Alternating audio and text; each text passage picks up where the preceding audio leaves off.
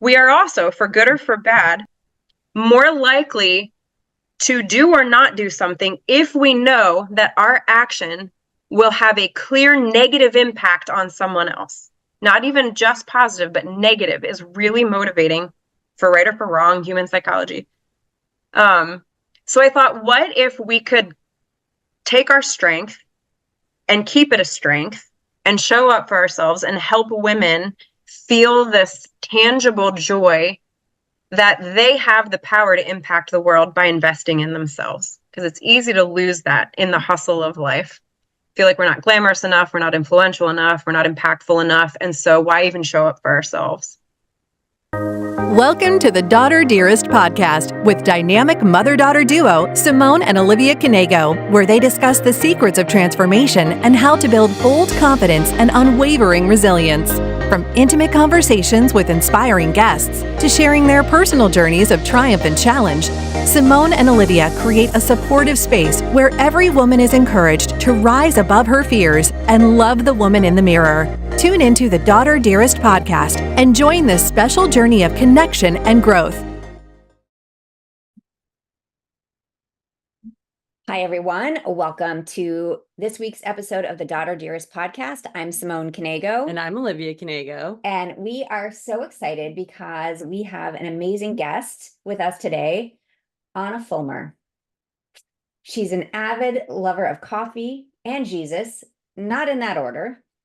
She is the founder and CEO of Early Morning Habit, a virtual health program helping busy women revitalize body and soul with a morning revival that starts each day with God's word and a workout while offering hope to a child waiting to be adopted into a forever family. I can't wait to hear more about this part. She is the host of the top-rated health and fitness podcast, imPERFECTly Empowered, and author of AhnaFulmer.com. A dual certified nurse practitioner with 10 years of emergency medicine experience, Ahna is passionate about equipping women with practical, scientifically proven strategies to redevelop their hearts and homes to thrive emotionally, mentally, physically, socially, and spiritually, while fulfilling their God-given purpose with more confidence and joy. She's been published by the American Heart Association and featured on major platforms like iHeartRadio, ABC News, Authority Magazine, and Thrive Global. Ahna, we are so excited to have you here with us today. Thank you for joining us. Hi, thank you for having me. It's an honor to be here. Absolutely. So before we get started, can you just tell our listeners a bit more about yourself as a whole person, your family, what you do, all the things that are important to you? Yeah, well, my social security number is, I'm just kidding. Yeah, well, to press the rewind button a little bit, you mentioned when I first came on that there's a lot going on over, if anyone visits my website, there's a lot happening. And the rewind button a little bit to give some perspective is that approximately 5 years ago, I came home one night. I was an emergency medicine nurse practitioner. I worked in the ER for 10 years. And I came home one night after a long shift and I flopped on the couch and started moaning about our medical system and all of the things that are wrong and how we're more concerned about, dotting the I's and crossing the T's of disease than we are actually preventing it in the first place. And, blah, blah, blah. And he's reading a book and he doesn't even look up. And he said, well, you could just make your millions blogging about our fixer-upper adventures. And I was like, what's a blog? This was not that long ago. You would think I was from a different century. But up until that point, we had been renovating the homes that we lived in. And what he explained to me that I didn't realize is that every time that I Googled how to install crown molding, I was actually being sent to somebody's website and their blog post on that website. And so it opened this whole new world for me because up until that point, I had gotten 2 masters in nursing. I was a dual certified nurse practitioner with adult geriatric critical care from Johns Hopkins and family medicine. I helped start up a hospital-wide stroke program from the ground up and then acted as the assistant medical director for that program, which was really an honor. And then on top of that, we were renovating our homes. I had 3 kids, age 5, 3, and 1. And the idea of being able to start something just for myself was really appealing and tap into that creative part of my brain.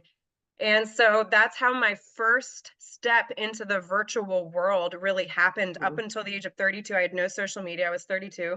I'm 37 now, so about 5 years ago. So I had no social media. I didn't know what a blog was. And then I was stepping into this space of creating a blog, and I just fell in love with digital scrapbooking is what I called it. But that's how I started. That is how I even got into virtual entrepreneurship and what I'm doing today. And then that rolled into virtual health and fitness, which is kind of the next part of the story. But that's how I initially stepped into this space. Are you still doing like DIY blogs today? That's a great question. So with the launch of my new health and fitness program, Early Morning Habit, we had to like completely shift gears, which has, as you guys know, I mean, anyone in any business setting, even in life, understands that ideas like you start on one path, and then before you know it, God, like where you thought you were starting, you realize you're actually veering this way, and it's like a completely different path, even though it started on the same one. So I am not specifically blogging about home DIY stuff anymore. And what was that? Can people still find that? Is it still like it's still yes, it's still the blog on my current website, ahnafulmer.com. If you click on the blog tab, you'll find all kinds of home renovation inspiration, decor I always posts. think it's so cool when people do all the like home renovation things themselves. I feel like, I mean, I'm not so good at it. no, I'm not so good at it. I was going to say I have 2 left feet, but that doesn't apply to this. I can't use a hammer. There's no way I would lose my thumb. Listen, you say that, but I'm telling you, it's therapeutic. I mean, people could save thousands on therapy if they just picked up a tool and started swinging at things. Yeah, okay, that are not human. That's why I used to like boxing so much. Yeah. Because like you get to go in there, you're not thinking about anything else. You're just hitting a bag, hitting mitts, and it takes your mind off of everything else. And then you go out of there feeling completely refreshed. So that's exactly right. Yeah. That's exactly. So go ahead, pick up that hammer, girl. Yeah. Yeah. Okay. Wait, maybe when you move to your own house. Yeah. Maybe not in the apartment. No. I would have a couple of holes in the wall. So tell us more about Early Morning Habit, because I'm a big fan of habits. I'm a big fan of morning affirmations, evening gratitudes. I'd love to hear about what your program does and really what a day in your life is in terms of habits. Yeah, and what that looks like. Well, I mentioned that I started into this blogging world, or stepped into virtual entrepreneurship about 5 years ago. And one of the things that I quickly realized is, in order to even create the time to write the posts, I needed to get up before my kids. Up until that point, I was waking up with the chaos of my children at 7 o'clock to get my oldest out the door to kindergarten and just keep my younger 2 alive. I hear you. Yeah, right? I mean, mom life. When you know, you know. And up until that point, I would also say I've never been a morning person by nature or by biology. It is a real thing. 50% of us are not morning people by biology. And if you're asking yourself, am I a morning person? You are. Because if you're not, you know you're not. There's no question. So for me, I definitely was not, but I was motivated. And so I pushed my alarm clock back 30 minutes. And it was with the intent to be productive and to get more done, which is why a lot of us start morning routines, because we think we're going to get more done for the day, check off more of our to-do list. And it did feel good, and I was very productive. But what I started to see is how it actually just fueled even more of a sense of need for productivity, because then I'd get started and then I'd almost be like resentful when my kids woke up because I was on a roll and I wanted to keep going, and I did not embrace the interruption. So what also happened during this time is it was the first season of my life where I ever had any consistent earlier rise time that was just for me. It wasn't to get off to classes somewhere or to go to work. It was really my time. And as somebody who loves Jesus and is desperate to spend time in God's word and prayer in order to maintain my sanity, I was like, this is a perfect time to have that quiet time and really still my heart, my mind with words of truth and not the toxicity of a social media scroll or the news. Yeah. And so I infused that morning time. I set my alarm clock back a little bit earlier. And I started that time in quiet with God's word and with prayer. And what was amazing to me is that single habit transformed every single area of my life. So much so that I ended up slowly pushing out the sense of productivity from that time, such as writing blog posts, and really started to protect that early morning habit for quiet. And then over the course of time, I was able to figure out a system to actually get my workout done as well before my kids got up, which for someone who's not a morning person, and some people listening and watching right now, they're like, girl, that's never going to happen. I'm telling you right now, if I can do it, you can do it. It is huge. Trust me. I mean, I used to get up when I was training for something, 4:30, whatever, before work, whatever I was doing at the time. And now I'm like, okay, I'm tired. I need to get up at 7, I don't know. But yes, Yes. you definitely can do it. Yeah. Yeah. Well, and here's precisely why early morning habit was created. Because it took me 2 years. It took me 2 years. What I haven't mentioned yet is eventually I started to introduce my health and fitness expertise to my virtual presence on my website, especially the year of COVID when there was all this nonsense going out. And I had this audience in front of me who was there for home decor. And I was like, okay, I need to actually start infusing some of like my knowledge into this space, or else they're going to get it from some Joe Schmo who has no idea what they're talking about and no medical background at all. Yeah. And so it was the first that I started introducing, all of the letters behind my name for health and wellness into this virtual space. And I started to see this amazing connection that the women who were coming to my site who wanted to know budget friendly ways to renovate their kitchen were the same women really intrigued about this sort of bridge that I created between the medical space and the health and wellness space, because they're not the same. By the way, you guys, your doctor does not necessarily know what nutrition you should actually be eating. So I was able to bridge this gap, and it just created this really unique opportunity, which is why I slowly started pursuing health and fitness virtually full time, and kind of pushing out the home DIY piece. But the bottom line where I'm going with this, I'm so sorry, I'm about to sneeze. Bless you. Bless you. I apologize. I'm just on the other side of laryngitis, and once in a while Oh my I gosh. still get that cough and sneeze. Bless you. I think we're good. I'm a 3 sneeze kind of person. Really? I'm a 2 apparently an sneezer. unsuspecting sneezer. I didn't even feel that coming. Oh my gosh. Okay, can you remind me what I was talking about? I'm so sorry. I can't, because I was thinking my worst quality apparently is my sneeze. That was the first thought. My friend told me the other day, I was like, what was one thing you'd fix about me? And like, no filter. The first thing she said is your sneeze. It's horrible. I was like, okay. We were talking about health and fitness We were and the talking about combo. during, how the women who were the ones Oh, who did yeah. DIY were now the women who were. Yes, thank you. Yeah. I love that. There's really worse things. I mean, if that's the best she could come up with, that's Yeah. pretty good. You're doing well in Yeah, Yeah, life. I think so. The worst thing about me is my sneeze. I'm Yeah. Is your happy with sneeze? that. Yeah. Yeah, amen. I'll take that. Anyway, I'm so sorry. Yeah, and so the bottom line was what happened with early morning habit is I created a system that is grounded in science to help somebody, instead of take 2 years to reprogram your brain and body to become an earlier morning riser and love it. I wanted to condense it, what I had learned over 2 years, into a program, because there are so many women out there who say, I would love to, I just don't think it's possible to actually get up earlier. And so that's really how early morning habit was founded, is this process that I went through for several years because I was determined. And then I created a very systemized, scientifically proven way to reprogram your brain and body to you don't have to get up at 4:30, you don't have to get up at 5. The idea is how you start your day with this one self-care habit that will transform all 5 dimensions of your health, and to love it.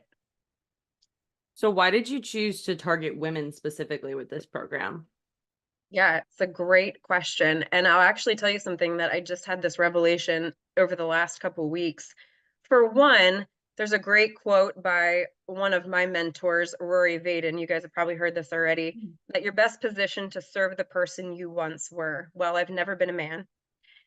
And so women are the market that I can relate to. And what's also interesting is that there is a level of exhaustion that is deeper than just physical, that women feel more than men. And I have my own theories for this, but what's fascinating is even when I describe early morning habit and when my community talks about the payoff, how this concept of starting their day being, not doing, has revitalized them from the inside out, women all around are like, amen. Yes, I totally see that. Oh my goodness, I need that. And men are kind of like, like, yeah, I can see the benefit of starting your day being and not doing, and they value that. But I think the pressure that society puts on women, we already have this tendency to keep 12 tabs of life open in our brains at any given time. This is not to say across the board, but generally speaking, men don't typically have as many open. We've been given this gift of multitasking. And then on top of the feeling of needing to do it all, society also puts a lot of pressure on women to look fantastic while doing it. Yeah. And unnaturally so, where we're not even given permission to allow the natural clock of time to make changes in our body. And with that, I think comes this very deep-seated weariness where there's a busyness that drains us and a nap does not cure it. And so this concept of being is unique to women, and I'm seeing with my eyes women revitalize, and it's hard to put into words what the exact problem is, except they just know how amazing they feel when they practice this concept. Well, it sounds like, at least for me, as soon as I'm up, like there's 50 things I have to do, right? That's right. There's no time for me to just say, and that's why I do the positive affirmations in the morning, because it's the time for me to kind of breathe and understand, like, okay, I have a whole day ahead of me. But for a lot of women, they get up and they just start with their day and then they can't stop, right? I mean, there's one thing coming at you all day long, and it's so hard to. I'm not even capable of taking a nap, because if I close my eyes during the day, it's just like the flood of things that I have to get done. And then it's just overwhelming and I don't want to sleep anymore. I'm no longer tired. Yeah. I'm just anxious. Yeah. Yes. Yeah. And so it's counterintuitive in some ways, interestingly, because the concept of starting your day being, not doing, is actually a little counterproductive in a lot of women's minds. Like, it's a very radical concept because, and I did the same thing, when we push back the clock, the idea is we think we're going to actually relieve the pressure if we do more faster, if we do more sooner. But what we don't realize is that we're subtly fueling that hustle harder, do more to be better mindset that continues to leave us with this elusive sense of we're never quite there yet. We're never quite enough. Yeah. Whether it be just productively or even in our sense of self-worth, like we're just never quite content. We're never there. And so how do we flip the script on that and push back? And that's really what we're doing at Early Morning Habit. So out of curiosity, what time do you get up in the morning and what time do you go to bed? Because that's always the complicated part. I'm like, if I go to bed too late, it is so hard for me in the morning. Yes, I'm so glad that you asked that, because your morning routine starts the night before. And even in our program, the very first strategy that we implement is something called the sensory sleep rehab system, where we actually work on rehabbing sleep before we even focus on what we're doing first thing in the morning. So I wake up at 5:30 every morning and I go to bed. I'm probably actually falling asleep on average around 9, probably between 9 and 9:30 on average. But when it comes to sleep, and this is the cool thing about Early Morning Habit, is it's less about the time on your alarm clock and it's more about the concept of how you start your day. So we have members who, we have women who are retired who don't necessarily have the push of time on their schedule, or kids that they need to get off to school, or even a job that they need to get to. And so for them, their alarm clock might go off at 8 a.m. But again, it's the idea of how are you starting your day and how are you taking that time? Because I'm sure you guys even can think of many retired women who are even busier than when they were Yeah. not Yes. retired. Like time is it's a fluctuating concept. You think you're retired and you have more time, and then they're busier than they ever were. Yeah. Well, when you retire, you think that you can take on all these other things, Yes. and then you totally fill every space of your day, but you're still not satisfied because you're doing way too many things and you have That's no right. time for yourself. Yeah. Yeah. That's right. Yeah, and so that's the caveat. People see the word early, and for some, it feels very abrasive, like, I cannot wake up early, but I don't apologize for it, because the fact is, if I can't get you to fall in love with an earlier morning habit, then I haven't done my job. Mhm. And so early, when we end the program and you listen to my clients' feedback, early is now a positive. Mm. They love the fact that it's early because it means that it's time for them. And then a habit means it's so transformational. You can't imagine doing life without it. It's not a routine, it's a revival. I love Your it. listeners can write that down. Print me a Yes. shirt. Yes. We're in the process of printing shirts, actually. I love it. So can we talk about sleep a little bit? Because I am Yeah. someone that has struggled with insomnia Yeah. for Inherited on my end. for years, and Yes. kind of love to get your thoughts on what do you feel are the most effective strategies, or where do you start with someone who says, okay, I have insomnia? Hmm. Well, I should clarify, in the sensory sleep rehab system in the program, what we're doing is we are scientifically leveraging the 5 senses Mhm. to sleep better. So a couple things that we do is, first, we do our own self-evaluation of sleep, and we look at the different elements of sleep to see where we're struggling with the most, because everyone struggles with different things. Some people struggle to fall asleep. Mhm. Some people struggle to stay asleep. And so, first, it's kind of understanding where you're some people struggle with both. Mhm. So it's kind of having a self-awareness of where your struggle is the most. And then some people just don't sleep enough. So there's all 3 of those: struggle to fall asleep, struggle to stay asleep, and then overall just aren't sleeping enough time. Which 7 to 8 hours is uh the average that the human being should be sleeping, and women do need more sleep than men, typically. So because of that, self-awareness, number 1, know kind of where you're struggling.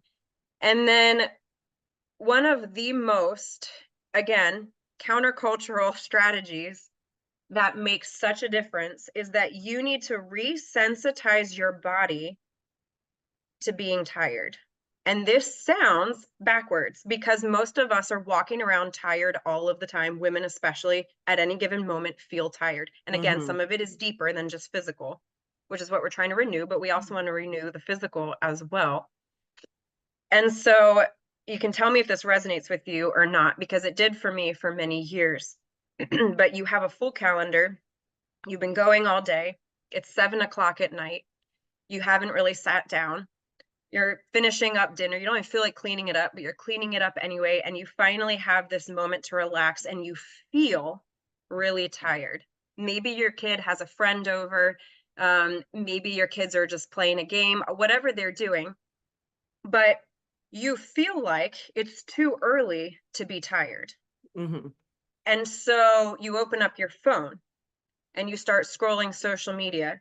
Then your brain, whether you realize it or not, is starting to get triggered by all the things you're seeing on social media. You're starting to get anxious, even if your body doesn't feel it. Your Mhm. mind's starting to work. You just saw a post from someone, now you're comparing yourself and feeling worse about what you did or didn't do in the day.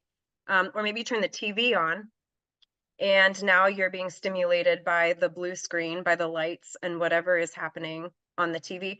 The point is, in our culture, especially in America, we actually do not know how to let ourselves wind down. Mhm. Yeah. And we artificially extend our day. So the number one sense, if you want to leverage one of the 5 senses of your body to rehab your sleep, it is sight. Because the hormones of our body are directly programmed according to light, sunlight, and darkness to rise and then to fall asleep. So the problem is with the introduction of artificial light, like light bulbs, screens, all of the ways that we can artificially, literally enlighten our darkness, we're prolonging the body's fight to sleep. So the crazy thing is your body is trying to fall asleep. Your body's actually trying to sleep, but you are not letting it physically wind down and feel the benefit of that melatonin release with the darkness, because we flip on all the bright lights in our house. We turn on the TV, we've got music in the background, we're scrolling our phone, and we're stimulating ourselves. So tip number 1, put the lights down at like 7 o'clock after dinner, put down the lights. And then you need to avoid screens at least an hour at the very minimum before bed. Phones stay out of your room, because there's plenty of research to suggest even having the phone in your room is a mental stimulant. So keeping it out of the room, going back to an old-fashioned alarm clock. And then zero light, even the digital numbers on a clock, it needs to be pitch black, because that's literally how the body was programmed to know when to rise and when to go to bed, because we didn't always have alarm clocks. It was all programmed by light. So that was a really long answer to question, but it's one that's very multi-layered, but light is the most powerful sense. So, which I think is amazing. And I try to do, like, I have my evening habits, like for sleep, and cold room, dark, don't touch the phone. I actually have a notepad next to my bed, because a lot of times if I wake up with an idea, I can't fall back asleep because I'm afraid I'm going to forget it tomorrow. So once I write it down on paper, then it's gone. But this is kind of, what I was thinking about, where you were saying your mind races, right? Olivia was saying her mind races, and mine does the same thing. So I fall asleep, no problem. I wake up, and then it's like all of the things I have to do. What do you tell women who struggle with that aspect of, like, you just can't shut the mind down once you wake up to go to the bathroom at 1 o'clock in the morning?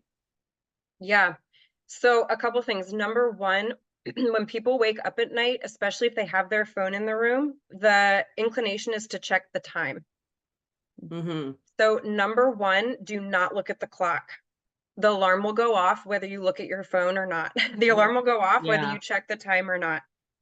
Again, it sounds counterintuitive, but you are instantly feeding your brain information just to have to process the numbers and the time on the clock. And then whether you realize it or not, you're starting a whole narrative in your head. Oh, I only have 2 more hours to sleep.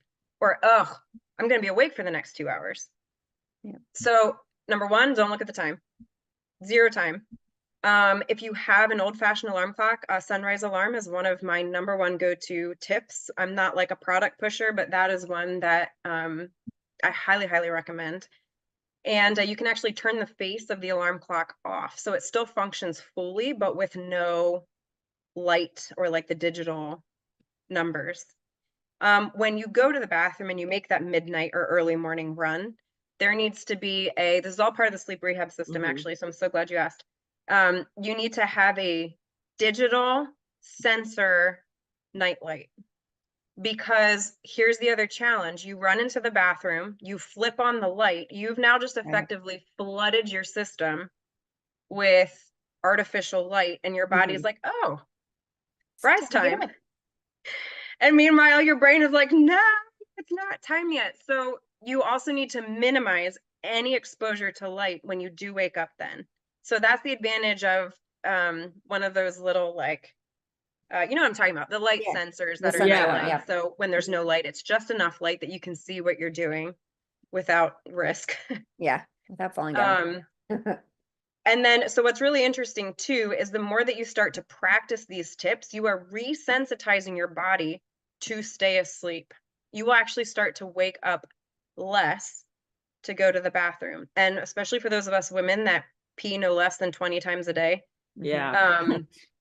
One of the other strategies is to also just be limiting, while your body's readjusting, limiting how much you drink before bed. Is literally like going back to being a kid again. Yeah, literally. And then from a nutritional standpoint, eating more protein at dinner actually is going to help limit your wake up time at night. Transitioning just a little bit. Yeah. So we haven't talked about the adoption portion of early morning habits yet. Let's get into that and how you decided to incorporate the two of them. Yeah. This is my favorite part of the whole program. I get really excited about this. I thought it was amazing, by the way. What's that? I thought it was amazing, the whole concept of it, because I was doing research last night and I was like, oh, this is such a great way to bring attention to adoption. Oh, thank you. So about 4 years ago, almost 5 years ago now, God called us to adopt. It was a whole story in and of itself, and it was just an amazing experience. And it opened this whole new world to me. Adoption is a very unique journey and an incredibly special one. But several things also hit me very, very quickly that despite having renovated multiple homes and sold them myself, even though I have no experience in, I'm not a realtor or anything, multiple masters, all the stuff that I did in a hospital, I had never been more overwhelmed by a process or the amount of complex paperwork involved. It is so confusing. There is no clear resource. Every website tells you slightly different things. And then on top of that, you are already struggling with fear with the whole process because there's so many unknowns. And as women, we value control because it makes us feel safe, which makes us give this false sense of security. And so when you're already having to let go of control, there's already this whole element of fear. And then you add the overwhelming finances to it. And it's no wonder there are so many orphans, and that we can't bring more home. It's understandable because it's so much. Yeah. So number one, I'm passionate about being an advocate to help women rise in faith, but also to overcome the burden of finances because the finances are no joke. It's very expensive and that's hard. And so if we can take any part in helping to decrease that burden for an adopting mom, then that is really an honor. So there's that. But then in my experience as a fitness and nutrition coach, I coached for a couple of years for a program started by a classmate of mine from college called The Faster Way to Fat Loss. It was founded by Amanda Tress. And one thing that I saw while I was coaching for this program is the best fitness and nutrition programs in the world, where there's usually a gap, is accountability, especially virtual. Now that virtual is such a big thing, it's hard because you don't have that woman coming beside you in the gym, right? Slapping you on the back, encouraging you in real life. And so it is difficult, convenient, but we often miss the accountability piece. And then the second most difficult factor for women is motivation. Accountability and motivation are the two pieces that often are the most difficult barriers for women to overcome to see success in any health and fitness journey and habit. So what I did with this adoption program, this passion for adoption, and then trying to help women overcome these two hurdles to their own success, being accountability and motivation, is when I created the program, I thought, because it's a virtual program, and I wanted to create some self-accountability and drive for these women, what would motivate me the most? If I'm my own target market, right, and I'm trying to serve the person that I once was, what would have helped me show up for myself? And what I realized was one of our strengths as women that also becomes our weaknesses is that we are so good at serving other people. And we are quicker to serve those around us than we are ourselves. We are also, for good or for bad, more likely to do or not do something if we know that our action will have a clear negative impact on someone else. Not even just positive, but negative is really motivating for right or for wrong, human psychology. So I thought, what if we could take our strength and keep it a strength and show up for ourselves and help women feel this tangible joy that they have the power to impact the world by investing in themselves? Because it's easy to lose that in the hustle of life. Feel like we're not glamorous enough, we're not influential enough, we're not impactful enough, and so why even show up for ourselves? So in order to combat that, what we do is when you track your morning progress, which is specifically starting your day with quiet time and an effective workout, which we offer in the program. You track that for 6 weeks. And based on how many mornings you have shown up for yourself, we take a portion of your investment and give it forward to a mom who is enrolled in our adoption program, who's also an early morning habit member, who is raising money to bring her son or daughter home through Lifesong for Orphans. So trying to decrease that financial burden and increase that sense of faith, not just in ourselves, but also in this concept of women empowering women to thrive from the inside out. I think that's such a powerful Yes. piece. So she's one of 6 children. So our oldest 3 are biologic, and then we adopted 2 children from Ethiopia who are now 20 and 16, and then our That's almost amazing. 18-year-old is from South Korea. Oh my And word, I don't think I realized that. yeah, Wow. yeah. So when you talk about overwhelming paperwork, I mean, stacks and stacks and stacks. Literally. Phone calls I would have to wake up at 2 o'clock in the morning to be able to call the embassy in Ethiopia to try to get through. And it's there's a lot of hoops, and understandably, like, I understand that how Right. it works. You want to make sure that this child is truly an orphan. There's a lot of Yes. corruption out there. So, but there are so many children that just need a family to love them. Mhm. Yeah. And the financial part is a big obstacle as well. So I think this is what you're doing is such a powerful program and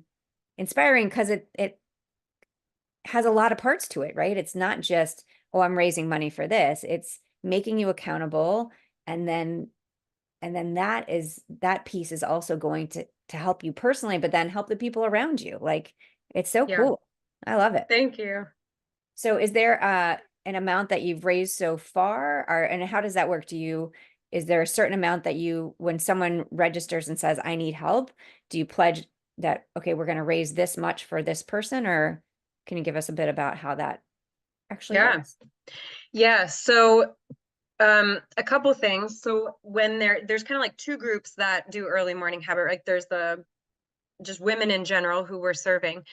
But then what happens when it's an adoptive mom specifically, so she's on the adoption page of our program, and understanding how by investing in herself she can also raise funds, because she has to also go through the program just like anybody else. So we're all speaking the same language, and so she can revitalize her own life as well. There's a couple ways that she can raise funds. So there's no pledge specifically. We don't guarantee a certain amount that you're going to get. Because more than anything, even above the fundraising, is we want her to be revitalized in her own life from the inside out, because there is nothing that is going to serve her child better than improving her own health and confidence and vitality. So that is our priority number 1. So we want her to also thrive in her own life. But then the ways that she can earn money are, number 1, she instantly gets a link to the referral program. So everyone that comes into Early Morning Habit is instantly approved for our referral partner program. It's very clear. It's simple to use. I was determined to minimize the amount of systems involved, right? Because we're trying to decrease stress, not add to it. So Right. Yeah. everyone gets an instant link. You have it. It's easy to access, and you can start sharing right away. So for women who are looking to raise funds, any family member, any woman that you bring into the program and refer, you're also going to get a 20% lifetime referral. So on her monthly membership or her initial payment, you get 20% in cash, or it's 15%. I'm sorry, I can't even remember what's on there. It's on the website. They get that in cash. And then what happens is, so let's say that you sign up, you bring your daughter, you bring your aunt, you bring your sister, friends from the neighborhood or church or whomever. Everyone who goes through the program, when they end at the 6 weeks, they designate on their form who they want to receive their progress reward. In order to receive the progress reward, you do have to be registered through Lifesong for Orphans. This is because we're validating the families. That's not my job. Yeah. They do it very well. And so then we take your Lifesong story and we put it on our adoption featured moms page. And so then when you designate at the end of the 6 weeks, you showed up for yourself X amount of times, and it's super easy to count in the app, in the tracking tab. And you say 45 times, you count up your quiet time and your workout.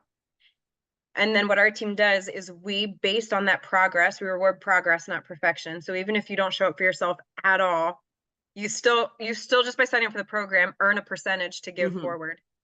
So then we will automatically give forward a portion of your investment to that mom designated on the form. So depending on how long you're in the program for, and how many women that you refer, as well as women who may not know anyone coming into the program. And this is one of the cool things, is now we're exposing them to adoption. We're exposing them to women's stories.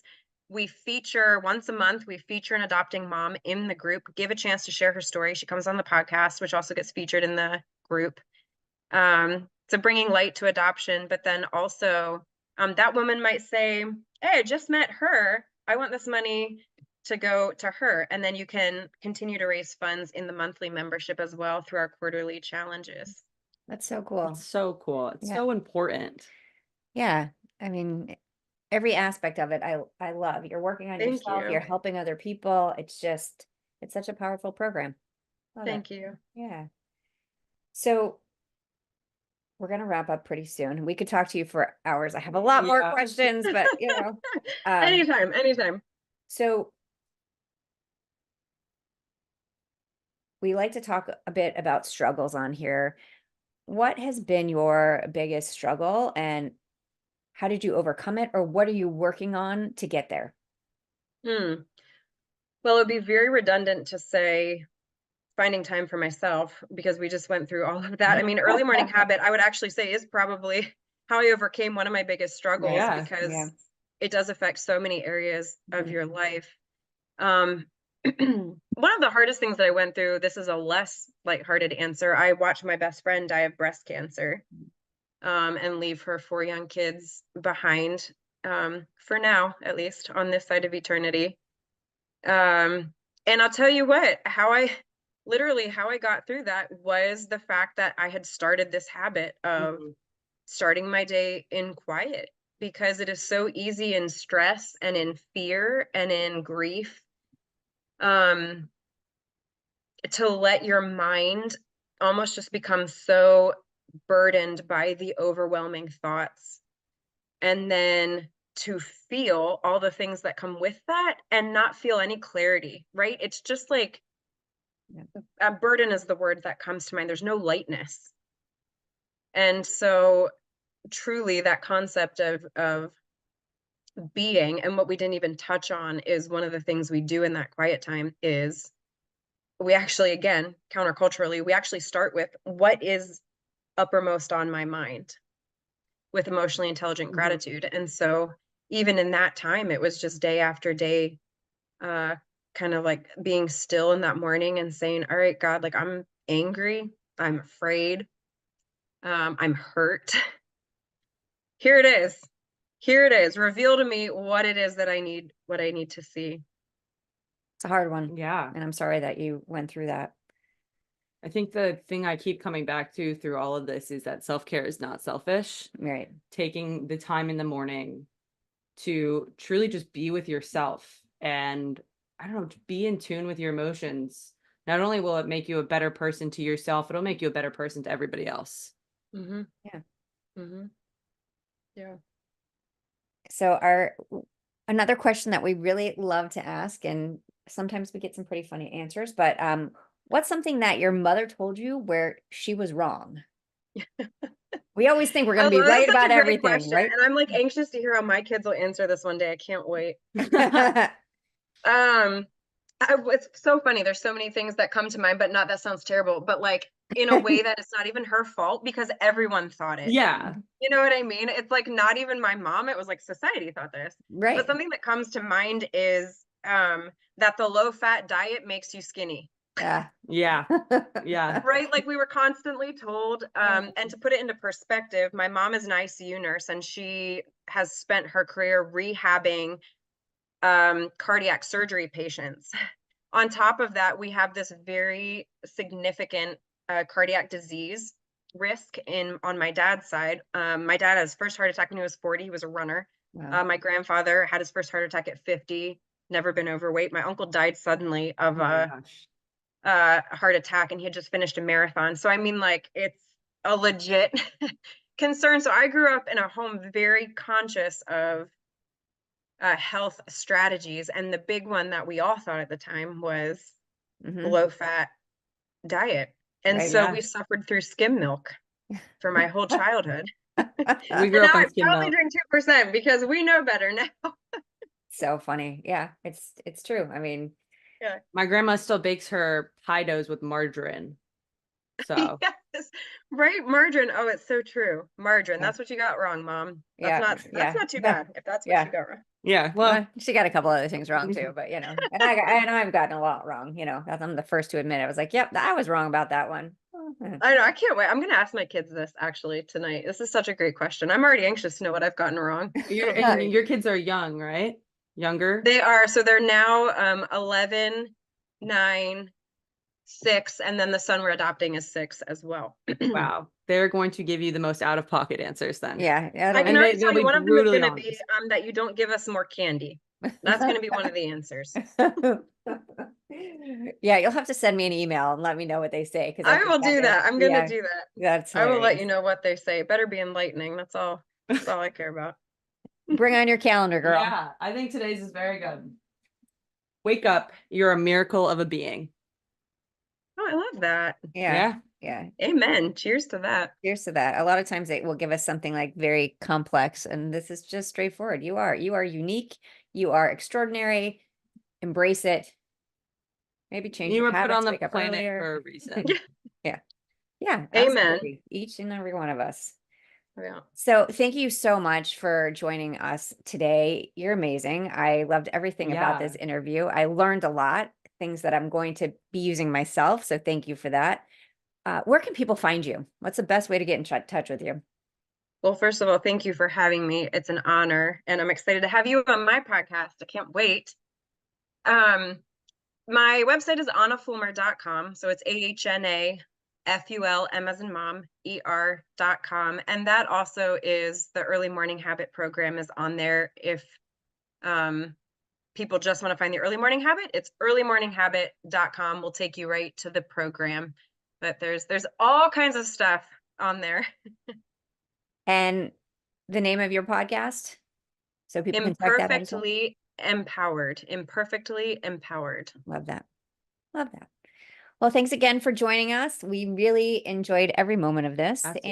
And can't wait for this episode to come out. And then I'll see you on your podcast. Thanks so much for having me. Absolutely.